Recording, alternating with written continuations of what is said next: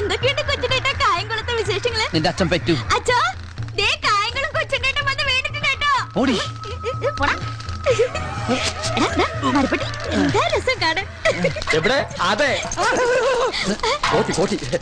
എന്തൊരു വെച്ചാ കാലിന്? ഒന്നുമില്ല, കാലൊന്ന് പൊള്ളി, തൊലി പോയി, സാരമില്ല.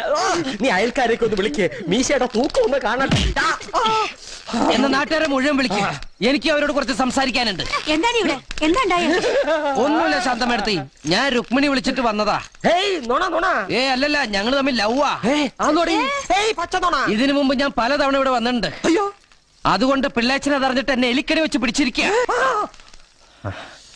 നോണേ ശാന്തമേടത്തി, എന്നെ പിടിക്കാൻ വരുന്ന നാട്ടുകാരിൽ നിന്ന് എന്റെ തടി രക്ഷപ്പെടുത്തണ്ടേ? പിന്നെ നീ പറഞ്ഞ നാട്ടുകാര് വിശ്വസിക്കുമോ? വിശ്വസിക്കും പിള്ളേച്ച. ചെവി കിട്ടുക. വേണ്ട വേണ്ട, നീ കടിച്ചു പറിക്കും. എന്നാ പിന്നെ